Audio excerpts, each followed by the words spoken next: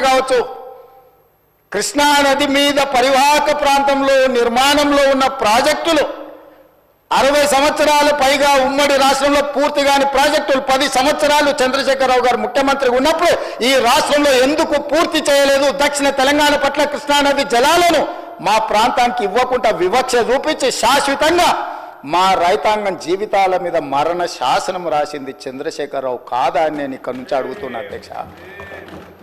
ఇవాళ ప్రతిపక్ష నాయకుడు వచ్చి ఇక్కడ కూర్చుంటుంటే నేను అడిగేదానికి సమాధానం చెప్పాల్సి వస్తుందని ఈరోజు వారి ముఖం చాటేసింది అధ్యక్ష. అధ్యక్ష ఇప్పుడే లెక్కలు ఇచ్చిండ్రు అధ్యక్ష. చంద్రశేఖరరావు గారు ప్రతిపక్ష నాయకుడు అధ్యక్ష. ప్రతిపక్ష నాయకుడుగా ఇప్పటివరకు వారి శాసనసభకు వచ్చింది 2 సార్లు అధ్యక్ష. వారికి పోయిన డిసెంబర్ 23 నుంచి ఇప్పటి వరకు వారికి ఇచ్చిన జీతం అధ్యక్ష 57,84,124 రూపాయలు అధ్యక్ష. శాసనసభ్యుడిగా ప్రతిపక్ష నాయకుడిగా డిసెంబర్ 1, 2023 నుంచి ఫిబ్రవరి 28, 2025 వరకు ఈ దాదాపుగా 15 నెలలలో వాళ్ళు తీసుకున్న ప్రభుత్వం సొమ్ము జీత భత్యాలు, శాసనసభ్యులు కూడా ప్రభుత్వ ఉద్యోగ అధ్యక్ష తమకు తెలుసు కదా, సుప్రీంకోర్టు తీర్పిచ్చింది. వారు 57,84,124 రూపాయలు జీత భత్యాలు తీసుకున్నారు అధ్యక్ష. 2 సార్లు ఇక్కడికి వచ్చింది, ఇప్పటి వరకు ఎక్కడికి వెళ్ళలేదు అధ్యక్ష. ప్రభుత్వ జీత భత్యాలు తీసుకొని ప్రజల్ని గాలికి వదిలేసి తెలంగాణ రాష్ట్రాన్ని కర్మకు వదిలేసిన ప్రధాన ప్రతిపక్ష నాయకుడు ఈరోజు వాళ్ళను ఇట్లా తయారు చేసి రేబీస్ వ్యాక్సిన్ రియాక్షన్ వచ్చినట్టుగా వాళ్ళు వ్యవహరిస్తుంటే ఏం చెప్పాలి అధ్యక్ష? ఇక సెక్యూరిటీలు ఇవన్నీ మళ్ళీ అది సపరేట్గా నేను చెప్పదలుచుకున్న వాటి జోలికి వెళ్ళదలుచుకోలేదు. సరే, కుటుంబ సభ్యుల వల్ల ఆయన ప్రాణ ప్రమాదం ఉంది కాబట్టి ఆయన సెక్యూరిటీ పెట్టుకున్నాడు. సరే, అది సహజం, అందుకే ఆయన దూరంగా ఉంటున్నాడు వాళ్ళకు చుట్టూ పోలీసు పహారాల మధ్య అధ్యక్ష. సరే, అది వారి సమస్య అనుకోండి, నేను దాని జోలికి వెళ్ళదలుచుకోలేదు. సో ఈరోజు ఎస్ఎల్బిసి పూర్తి చేసి ఉంటే నల్గొండ కష్టాలు తీరు ఉండేటివి కదా, డిండి ప్రాజెక్టు పూర్తి చేసి ఉంటే నల్గొండ కష్టాలు తీరు ఉండేటివి కదా, మా పాలమూరు రంగారెడ్డి ఎత్తిపోతల ప్రాజెక్టు ఈరోజు జూరాల నుంచి నీళ్లు తీసుకుని ఉంటే రాయలసీమ నీళ్లు దొంగిలించే అవకాశం ఉండకపోతుండే కదా అధ్యక్ష. ఈరోజు కృష్ణా నదిలో మొత్తం ప్రాజెక్టుల మీద వివరాలు తీయండి అధ్యక్ష. ఎవరి హయంలో ప్రారంభమైనాయి, ఎవరి హయంలో పూర్తయినాయి, ఎవరు అన్యాయం చేసిండ్రు. పెద్దలు చంద్రశేఖరరావు గారిని రమ్మని ఉండే అధ్యక్ష, తమరైన వ్యక్తిగతంగా మాట్లాడండి. వారు ఏ రోజు వస్తారో వారు ఈ సభలో ఉన్నప్పుడే కృష్ణానది జలాల మీద చర్చ పెడతాము. ఈ చర్చలో ఒకవేళ మా తప్పేదైనా ఉందని నిరూపిస్తే సభా సాక్షిగా చంద్రశేఖరరావు గారికి బీఆర్ఎస్ నాయకులకు నేను క్షమాపణ చెప్తా అధ్యక్ష. ఇది నా సవాల్ అధ్యక్ష చంద్రశేఖరరావు గారికి. సవినయంగా నేను చంద్రశేఖరరావు గారికి సవాలు విసురుతున్న కృష్ణా పరివాహక ప్రాంతంలో కృష్ణానది జలాలలో ఈరోజు తెలంగాణకు శాశ్వతంగా అన్యాయం జరిగింది చంద్రశేఖరరావు గారి హయాంలో.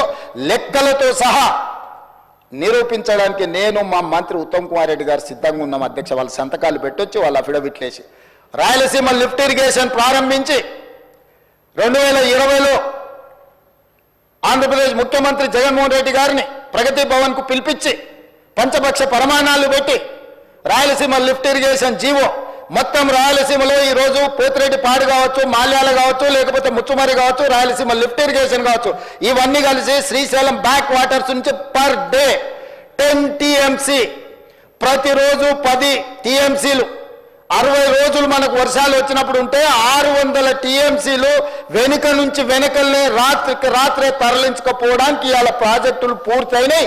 2014 నుంచి 2023 డిసెంబర్ వరకు చంద్రశేఖరరావు గారు ముఖ్యమంత్రిగా సాగునీటి పారుదల శాఖ మంత్రిగా ఉన్నప్పుడు తెలంగాణ రాష్ట్రానికి అన్యాయం చేసింది అధ్యక్ష.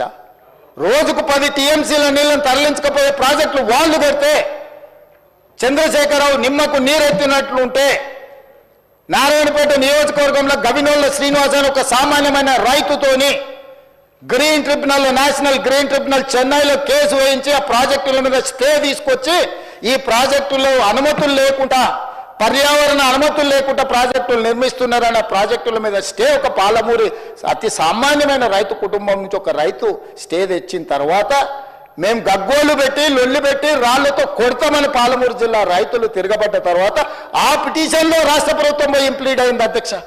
ఇదెక్కడ చూద్దాం అధ్యక్ష? తెలంగాణ హక్కుల కోసం శాశ్వతంగా మనకు అన్యాయం జరిగే నిర్ణయాలు ఆంధ్రప్రదేశ్ తీసుకుంటే ప్రభుత్వం కొట్లాడాల్సింది పోయి ఉద్దండులైన న్యాయ కోవిదులను పెట్టి అడ్డుకోవాల్సింది పోయి వదిలేస్తే ఒక సామాన్యమైన పాలమూరు రైతు నేషనల్ గ్రీన్ ట్రిబ్యునల్లో కేసు వేసి స్టే తీసుకొస్తే పర్యావరణ అనుమతులు ఇవ్వని అప్పుడు పోయి వీళ్ళు విధిలేని పరిస్థితిలో ఇంప్లీడ్ అయినారు అధ్యక్ష. అధ్యక్ష, నేను ఒక మాట గుర్తు చేయదలుచుకున్నాను అధ్యక్ష. చాలా మాట్లాడిండ్రు, ఉండుంటే బాగుండేది, నేను అడుగుండేవాడిని. రోజా గారి ఇంటికి వెళ్ళి రొయ్యల పులుసు తిన్నది ఎవరు అధ్యక్ష? నేనా ఉత్తమ్కుమారెడ్డి గారు అధ్యక్ష? రోజా గారు ఒక్కసారి రొయ్యల పులుసు పెడితేనే తిని రాయలసీమను రతనాలసీమ చేసి వస్తాను చెప్పొచ్చిన మహానుభావుడు ఆయన. నిన్ను పుట్టినప్పటి నుంచి 71 సంవత్సరం వరకు పెంచి పోషించి నీకు బుక్కడి బువ్వ పెట్టి గుండెల్లో పెట్టి ఆదరించి భుజాల మీద మోసి తెలంగాణ రాష్ట్రానికి ముఖ్యమంత్రిని చేసి 2009లో కరీంనగర్ జిల్లా నుంచి వలస వచ్చి మహబూబ్నగర్కు బతకడానికి వచ్చి ఒక్క ఓటేయని మహాప్రభు అంటే నిన్ను ఎంపీగా గెలిపించి మా గుండెల్లో పెట్టుకొని చూసుకొని మేము పల్లకీలో మోసి పార్లమెంటుకు పంపిస్తే మా గుండెల మీద తంతవా? ఇది నీ నీతి, నీ జాతి. నువ్వు వచ్చి ఇక్కడ వచ్చి మమ్మల్ని తప్పుపడతావా?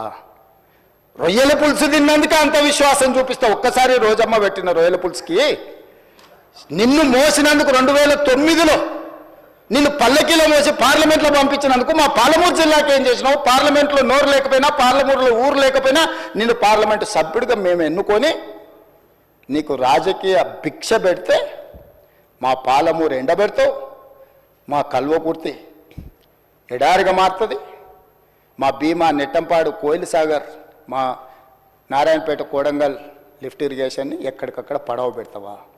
ఇదా నీ నీతి, నీ జాతి అని నేను వారిని అడగదలుచుకున్నా అధ్యక్ష. అందుకే అధ్యక్ష, ఇవాళ జూరాల నుంచి నీళ్లు తీసుకొని ఉంటే శ్రీశైలం వెనుక జలాలను మనం తీసుకోవాలన్న కుట్ర కేవలం కాంట్రాక్టర్ల కమిషన్ల కక్కుర్తిపడి అమ్ముడు పోకపోయిన ఉంటే ఇవాళ బాజాప్తా రోజుకు 5-6 టీఎంసీలు ఇక్కడ నుంచి మనం తరలించుకుంటే రాయలసీమ కాదు ఆంధ్రప్రదేశ్లో ఎవరున్నా గిలగిలలాడి మన ముందర మొకరిల్లేవాళ్ళు. ఇవాళ ఆయన వచ్చి నిస్సిగ్గుగా శ్రీశైలం లెఫ్ట్ బ్యాంక్ రావట్లేదు, రైట్ బ్యాంక్లో నీళ్లు పోతూనే ఆంధ్రప్రదేశ్ తీసుకెళ్తుందని. సిఆర్పిఎఫ్ బలగాలు ఏ రోజు వచ్చినాయి అధ్యక్ష? మీరు ఉన్నప్పుడు రాలేదా?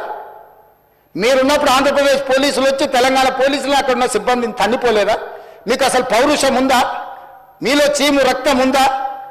ఆంధ్రప్రదేశ్ నుంచి పోలీస్ సిబ్బంది వచ్చి తెలంగాణ సిబ్బందిని తన్నిపోతే కూడా సిగ్గు లేకుండా ఫామ్ హౌస్లో పండుకున్న మీరు ముఖ్యమంత్రి, మీరు ప్రభుత్వం ఉన్నప్పుడు సిఆర్పిఎఫ్ బలగాలు తిష్ట వేస్తే నాగార్జున సాగర్ ప్రాజెక్టు మీద మన్ను తిన్న పాముల్లాక ఉన్న మీరు ఈరోజు మమ్మల్ని తప్పుపట్టి మీరు చేసిన పాపాలు అన్నిటిని మా నెత్తి మీద నెట్టేసి నోరు ఉంది కదా అని వాగి మమ్మల్ని తప్పుపట్టాలనుకుంటున్నారా? ఇదేనా మీ 10 ఏళ్ల అనుభవం? ఈ అనుభవంతోనేనా మీరు మమ్మల్ని అందరినీ ప్రజల్ని మోసం చేసినట్టు సభలో కూడా సభను తప్పుదోవ పట్టించాలని ఆలోచన చేసేదని నేను అడుగుతున్నా అధ్యక్ష. అందుకే ఈరోజు ఈ ప్రాజెక్టులను పూర్తి చేయాలి యుద్ధ ప్రాతిపదికన. మీరు అప్పులు తప్పులు చేసి ఇక్కడ కొంప ముంచిపోతే కూడా దాన్ని చక్కదిద్దుకుంటూ ఒకటొకటిగా పరిష్కరించుకుంటూ ఆ ప్రాజెక్టులను ఎట్లయినా పూర్తి చేయాలని నిన్న మొన్న సీతారామ సాగర్లో మా తుమ్మల నాగేశ్వరరావు గారు, మా ఉత్తమ్కుమారెడ్డి గారు, ఆ జిల్లా మంత్రులందరూ కష్టపడి అక్కడ ప్రాజెక్టులను ఒక కొలికి తెచ్చే ప్రయత్నం